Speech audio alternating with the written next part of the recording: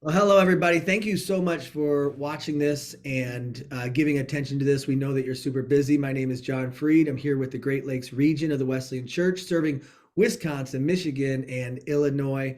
So, hello to everybody who's tuning in and watching this. I'm excited about InterVarsity and what's happening there. Some new things are happening, some great things are happening. And when I met with Steve about a month ago, heard what the Lord was doing there and the vision that they had.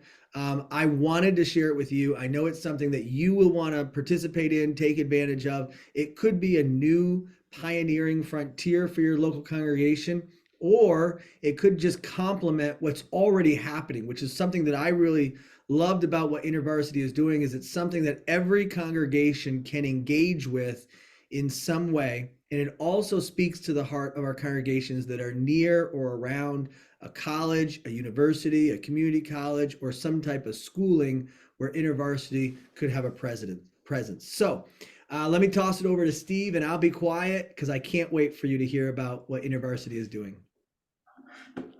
Yeah, thanks, John. And personally, I'm a member of the Wesleyan Church. Grew up at Berkeley Hills in Grand Rapids, and really appreciated the partnership that we've had with the Wesleyan Church over the years. So I serve with InterVarsity Christian Fellowship, and for the last 12 years, I've been reaching out to fraternity and sorority students in campuses throughout Michigan, Ohio, Western Pennsylvania, and West Virginia. And I've just loved seeing gospel go forth in just really the dark corners and the places on these campuses.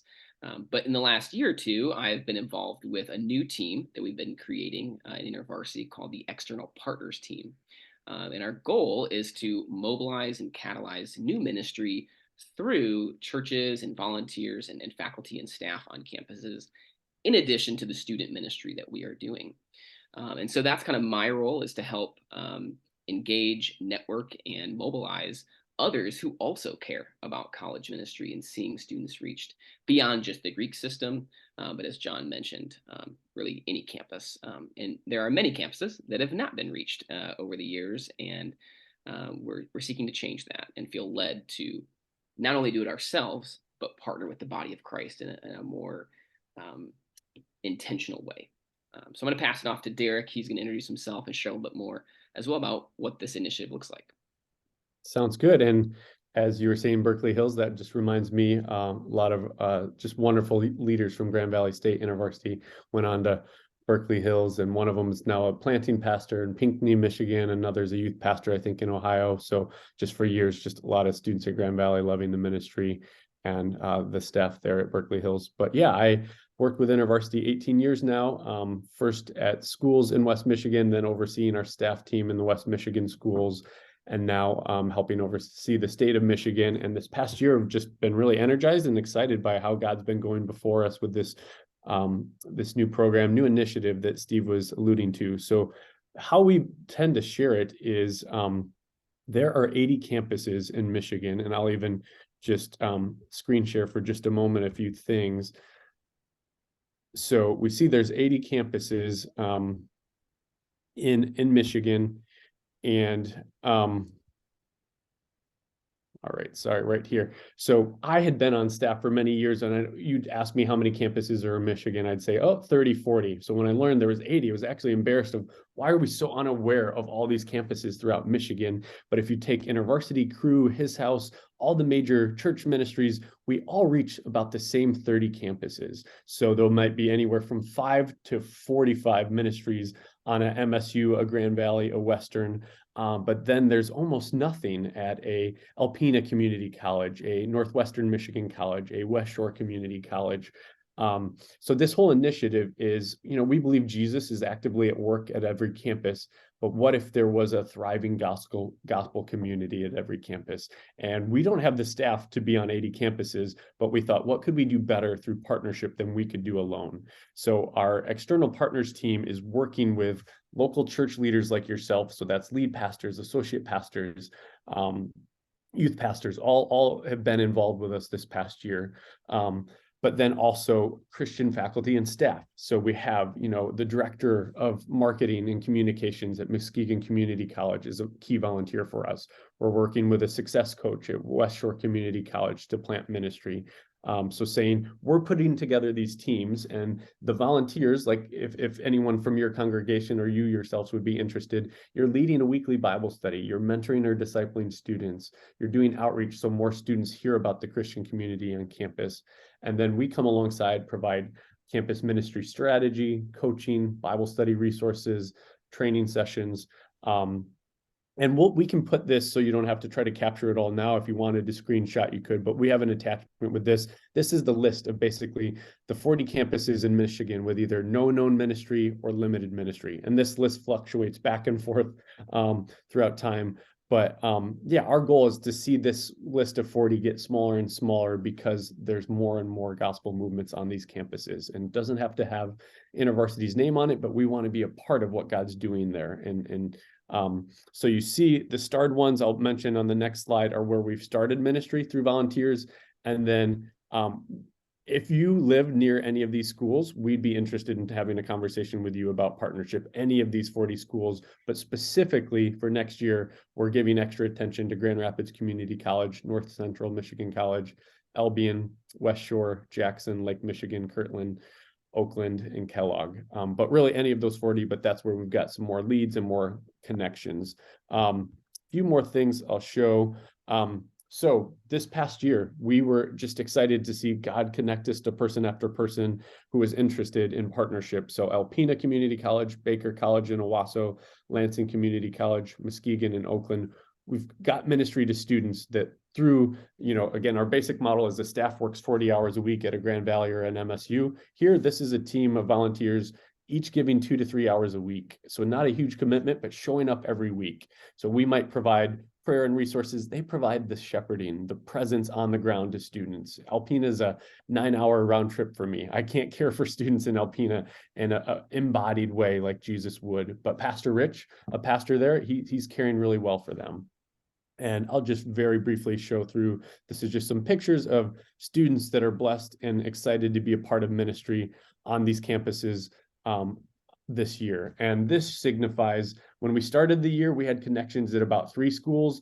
Now each sticky note represents where we have connections to start ministry. So on about 16. So we were hoping just to learn a lot this year, but we've been blessed that God's really helped us meet people who are hungry, have a sense of calling, and want to see college students blessed by being a part of Christian community. This one is just an overview, and this is something we could send to if it's not zoomed in enough on the screen, but it just shows why we think it's mutually beneficial for everyone. So on the top, it says, we've been doing this for 75 to 80 years. We've learned what works on college campuses, community colleges. We've learned how to reach every corner of campus. So the athletes, international students, Greek students like Steve does. So we've learned a lot there, and we can offer trainings in evangelism, discipleship, missions. We can offer strategy. So have a lot we want to offer and partner to a church. Another thing is just, just like those in youth ministry already know this, we see how culture is changing because college students are that next generation coming up. So we see, how do you engage them in your church? What are they thinking about? What questions are they asking? How do we, we believe the gospel is like a multifaceted jewel where there's so many things, elements of truth in the gospel. But what if we're trying to answer questions students aren't asking? So in InterVarsity, we learned, what are the questions the current generation is asking, and how do we answer that through the truths of Scripture? And so we think that's a real thing we can offer, is if a church is having a harder time reaching the current generation, getting on campus and connecting with students is going to provide so much real life training for that. And then the real benefit for us, if your church considers this, is, again, Steve and I can't try to resource 80 campuses in Michigan, but we can partner with you at that one school that's closest to where your church is. So it's gone quite well. So far, we've been, again, God's exceeded our expectations, but we're not wanting to just settle on maintaining those 5 campuses next year, but continuing to reach more. So we have new volunteers who've said yes at Lake Michigan College and West Shore. But even if we've mentioned a campus that we already have volunteers, we're always looking for more. A story that I love is we had a team of volunteers at Oakland Community College. One just had space to lead the weekly Bible study. Another had space to come do some outreach and gather students. And we were praying and asking, like, we need one volunteer who can meet with them one-on-one to mentor. Students are hungry for more than just the group gathering. We finally found that volunteer at the end of the semester. She had 3 students that committed their lives to Jesus in 1 month, just because they needed somebody to connect the dots of their personal life, that they were ready through that weekly Bible study, but she got to see the harvest from investing that time one-on-one. So yeah, there's probably no limit to the volunteers. We've seen too really what we're looking for in terms of somebody to lead the weekly study, someone to do outreach, someone to mentor and disciple. We've even had youth pastors are great subs, because we had a lead volunteer go on maternity leave, and a local youth pastor came in and covered the group for a month while she was off. And it was energizing for him. He said, the level of engagement is a step up from what I've got with my middle schoolers and high schoolers, but it keeps him on his toes. And the students were loving his thoughts and what he contributed. So that's a bit of an overview. Before we answer any questions, Steve, anything you want to add that I've missed in terms of just the overview of what we've seen God do, or kind of the main concept of what we're trying to do? Yeah, I think the only other piece that I've really appreciated, I've always had a heart for partnering with churches, even when I was a campus staff, and involving more men and women in the body of Christ on campus as volunteers. But what I've appreciated about this approach is, rather than kind of inviting people to come to our thing, we're really empowering them to bring the gospel forth through their churches, through their partnerships, their communities. And I'm just excited for the long-term fruit of what this could hold, because as a faculty on a campus, if they've been going to a church for 5 years, and they kind of have their campus life over here and they have their church life over here, but as they start to see the campus as a mission field, and now they're learning to share their faith if they partner with us, they're learning how to share their faith with fellow faculty members or students. They might stay on that campus for the next 25 years. Mm-hmm. And for the next 25 years, whether we're connected with them or not, they are equipped to share their faith, help others grow, and hopefully continue to invest and build into that local congregation as well. Same with pastors as well. Sometimes a lot of pastors struggle with knowing how to do evangelism because they're shepherding and caring for their congregation so well that oftentimes they're not able to get out into the real world and to be exposed to a lot of things that are coming up. And this opportunity provides them a real tangible way with support and coaching to be able to get that experience, so that they can also continue to shepherd their flock for what's coming next, or what's coming up in the next generation. And I know, just for me, I've been doing this for 12 years. This current group of college students is incredibly different than this last group. So the Gen Z, there's a lot of questions. What is Gen Z like? And in a span of about 4 years, I'm having completely different conversations with students, and I think that's only gonna continue to play out. And so I think, again, I'm excited for how churches, how parents, how faculty and others that want to reach this next generation. I'm excited to help them learn how to do that better, and more effectively, as this is kind of like our main thing. We do this all the time, talking to these students, whereas, a parent might have one kid, in this generation, or a grandparent might have a grandson or daughter in this generation, and they don't have access to learn how to, pour into them or invest in them. But they could through greater partnership. And Steve, what you just shared reminded me too, and this kind of summarized what I was sharing before. So if you're watching this video, I think one of the first things we're asking people to consider is, I'll name 3 things. So first is we were looking for a person of peace, and that's just someone that they might not join our ministry, but they're excited and they're like, yes, I want to help connect you with others at West Shore Community College, at Oakland Community College. Like, I want to see God is present, but I want to see the gospel bearing even more fruit there. I'll connect you with others. So a person of peace that would connect us with potential volunteers. Another is, yeah, we are looking for people who, whether they're paid staff at your church or key lay leaders, that would be a weekly volunteer. And we can do this in as little as 2 hours a week. There's no volunteers currently having to give more than 5 because of the team approach. So is there anyone in your church who would be a regular volunteer?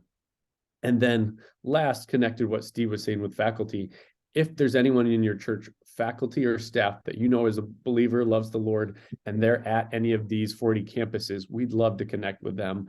We always, just like missionaries going overseas, when we like a missionary to a college campus, we want to come in a good way. We want to respect the school policies, know what they require, be in good standing. We exist as a registered student organization on most campuses, and the faculty are so key with helping us. And then often we even get like funding for outreach or for our conferences. So faculty and staff at these campuses who are parts of your church, we'd love to connect with as well. So I think that's our main summary, and love to answer any questions you think would be helpful that people would have, John. Well, Steve and Derek, this is really good, and you've given us a quick flyby of everything that's happening. I wrote down some questions that possibly our pastors are going to have.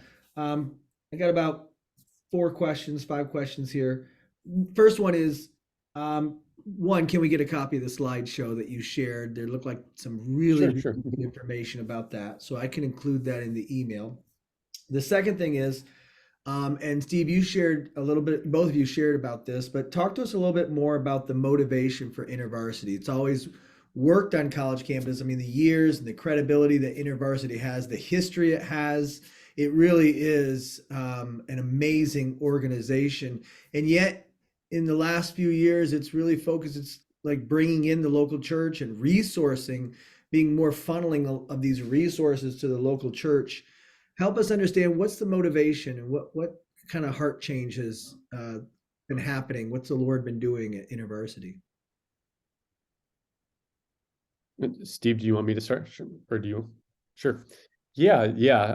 So around 2017, our national leaders were in a strategy meeting and just got stuck, and like, this is not getting anywhere. And they stopped and just prayed, and kind of, it was like this prayer gathering referred back to for a year or two of just feeling like God was clearly directing what became our 2030 calling. But what started in the prayer gathering was, what if there was a clear gospel movement on every campus, and there's 2,500 campuses in the US of 1,000 or more, and no ministry is possible on their own. So kind of a needed humility, a needed desire for collaboration, and this question, what could we do better together? Because if you take InterVarsity Crew, all the campus ministries, God's using them, they're doing amazing things, but nowhere near 2,500 campuses, nowhere. So that could be possible if it didn't have to have InterVarsity's name on it, didn't have to have Crew's name on it, but was about partnership and seeing the gospel go forward. So there's that motivation of, Jesus was constantly helping his disciples see the crowds. You give them something to eat. This isn't just for the Jews. This is for the Gentiles. Like, campus ministry is not just for the Michigan States and the U of M's. It's for every college student to have an opportunity on. And college is just such a unique time where people are saying, do I believe what mom and dad believe, or do I believe something else? And that's, for the Christians, where they might fall away, people who are not Christians in college like myself that are asking big questions and finding Jesus. So it's a motivation for everyone to have that opportunity, everyone to be a part of Christian community, and saying there's no way we're going to do this on our own. InterVarsity is part of something called International Fellowship of Evangelical Students, exists on almost every country in the world.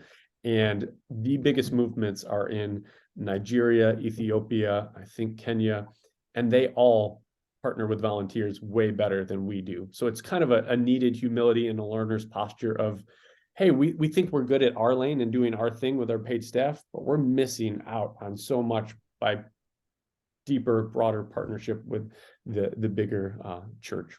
Man, I love that. I absolutely love that heart, Derek. And honestly, when I think of InterVarsity, I think, man, they don't need my help. They don't need my church's help. They're rocking and rolling. But even to hear kind of the big dog in ministry, like InterVarsity, humble and say, no, we need everybody's help, is critical. Steve, you talked about the resources that are coming now out of InterVarsity. There's such a deep well of understanding that InterVarsity has of this next generation. I got 2 kids, 11 and 13, and I'll be on, don't tell them, but I have no idea the things that they are dealing with or going through. My daughter's 11. She has a cell phone. Of course, it doesn't have internet on it or anything like that, but she has a cell phone. I didn't get my first cell phone until I was 22 years old. I mean, it was crazy that she has a cell phone. I can It was text her. actually my age too. It was first year of grad Oh school. man, it was crazy. So she's dealing with things and wrestling with things and she's gonna have to deal with gender stuff, sexuality stuff, that's just the tip of an iceberg of things she's gonna have to deal with when she gets to college. And InterVarsity, year after year, generation after generation, has been on the forefront, learning and understanding and contextualizing the gospel, and yet staying true to the testimony of the gospel and true to the scriptures. And you're now sharing that with all of these pastors like me and volunteers and leaders who just say, so tell us a little bit about that wealth of knowledge that you're making available to churches. Yeah, so part of the changes, as well as Derek was mentioning with the 2030 calling, that's kind of our landmark timeline of, hey, can we continue to mobilize more ministry on these campuses in partnership? Was the creation of a director of church partnership in InterVarsity, and a desire to connect with um, more denominations and churches as a whole, and resource them and provide avenues for that. Because again, InterVarsity has been innovating, connecting, and developing tools to reach this next generation for decades. But so often those resources kind of stayed within our movement. InterVarsity Press is an excellent, publishing company. A lot of resources came out through that over the years. But there wasn't really a tangible avenue to be able to share what we've been doing. But through COVID, making everything digital and kind of more of a platform style, there's now, I think it's now monthly church resources, Yep. seminars that we offer. And so we have someone whose whole department is focused on how do we help churches mobilize more campus ministry? How do we help them to reach, the young adults in their church as well? I mean, I talked with my young adult pastor in my church here in Mount Pleasant. He was a youth pastor and just got thrown into the young adult one. They had a hole and they said, okay, you're now doing it. And I said, have you ever been to like any trainings? Have you ever gotten any resources on, reaching college students? And he just kind of humbly said, no, I just got thrown into it. And so I can only imagine there's others that are out there as well that they know they need extra help. They could benefit from that partnership, and now we actually have ways to support them, both through like our initiative, through coaching, but also kind of platform resources as well that people can engage with. We also have a new tool called the Ministry Playbook, which is kind of a digital course on a number of different topics. I think there's probably about 35 different courses as well. And so this is a newer thing that, again, we're trying out, but pastors can go through this, students can go through this, parents could go through this course and learn some of the best tools and programs that we use for engaging this next generation. So yeah, there's a lot of resources on here as well, and you can kind of pick and choose kind of what you want to go through, and as well as there's helpful tools that you can download and take with you or train others in as well. So we're piloting some of those things this summer with some of the newer volunteers that we've connected with over in the last year to see, hey, try this out, learn as you go, and let's keep working with that. Man, this is beautiful. Yeah, Beautiful. there's about over 20 courses on here. And the one I screen shared a second ago that I think is really, I'd highlight for churches, is Ministering with Gen Z. And there's even, it's only like 30 minutes to click through this, but there's also a course quick sheet. This is so helpful in seeing some of the key differences here, like individualism, focus on safety, mental health, and knowing things like if your church is doing an event, make sure there's no bait and switch of just, hey, there's going to be pizza, there's going to be prizes. Be really clear, like what is the main goal of the event. So there's some really great practical advice for churches on Gen Z on the Ministry Playbook, but there's over 20 of these. Man, that's incredible. That's awesome. Now, so my next question is kind of a two-part question. So I'm going to ask both questions, and this will probably be my final question. But when I was as a senior pastor, I would drive by the local community college or the university.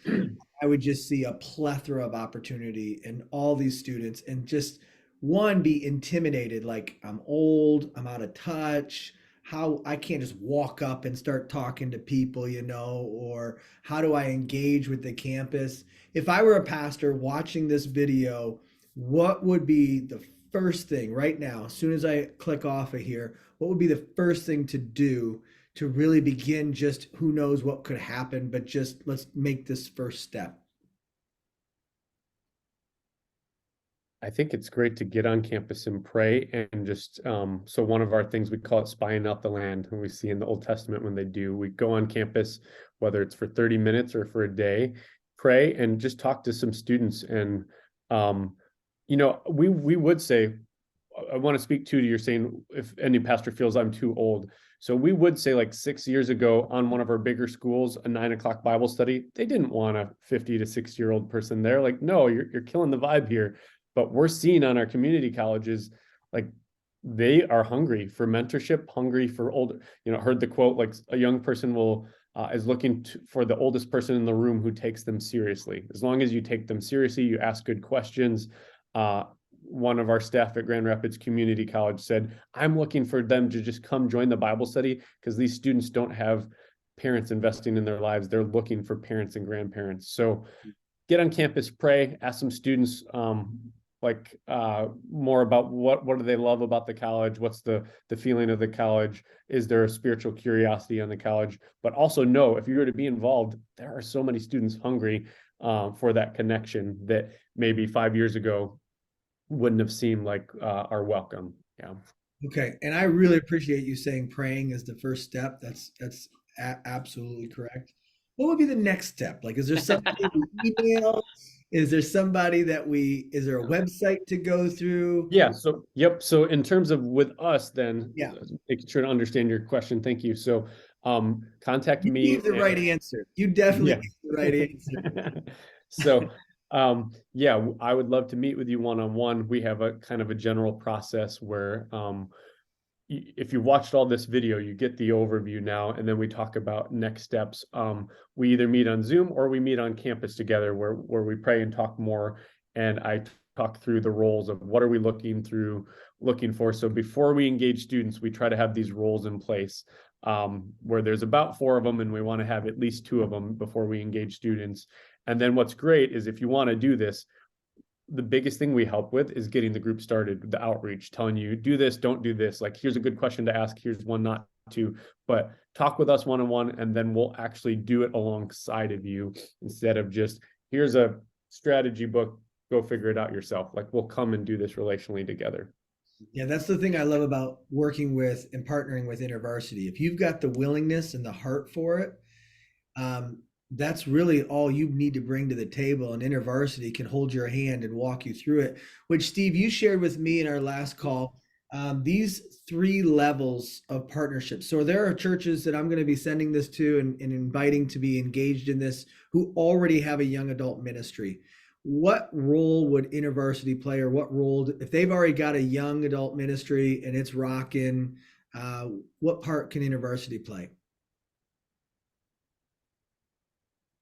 Yeah, I mean, as you said, we're kind of willing to help out where is needed. And as Derek mentioned too, we're totally fine if a college is being reached with a name of a young adult ministry that's not InterVarsity. Again, our heart is that college students are reached. Now, for some churches and some ministries, they might say, "Hey, we want to use InterVarsity because that's familiar." There's some branding, benefits to that as well.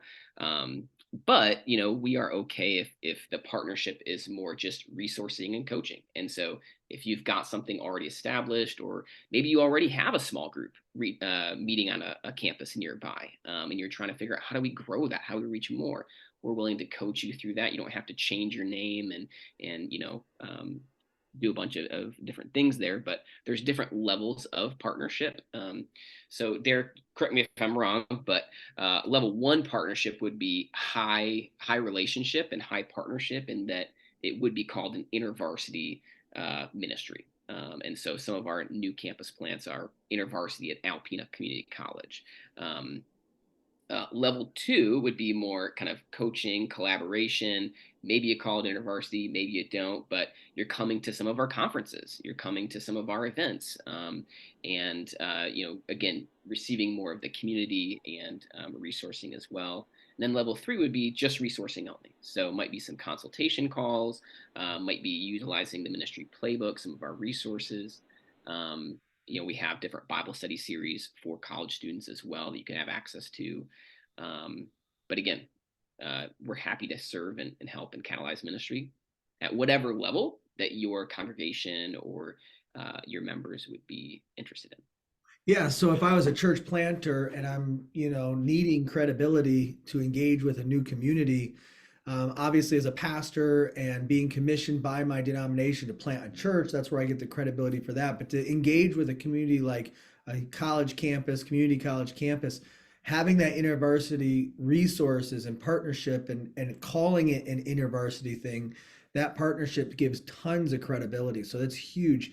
And if you're a church that already has some young adults in the ministry, and you want to do more with the school, I mean, you can be all in with InterVarsity, call it InterVarsity, all of that, and get the events, the training, everything. It's all, kind of provided by InterVarsity, which is absolutely incredible.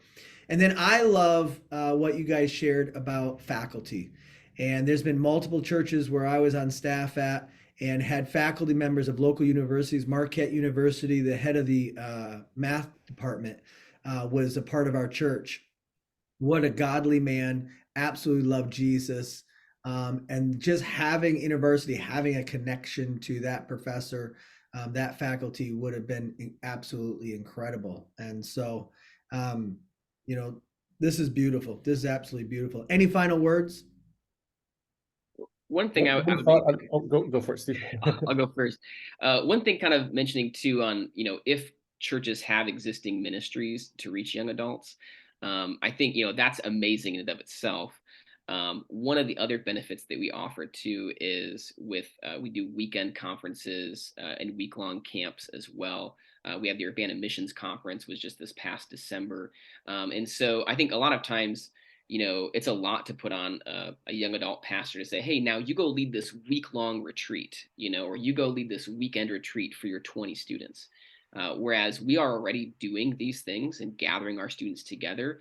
And if you want to bring your 20 young adult students to our week-long camp to get trained in how to lead Bible studies or spend time digging in the Word and having, a spiritual retreat time, that's another benefit that I think we can offer the local church is like, hey, you may not have enough capacity to host some of these catalytic gatherings or trainings or developments, but we're already doing it, and you are welcome to bring your students to grow and learn and be around other people that are doing similar things on their campuses as well.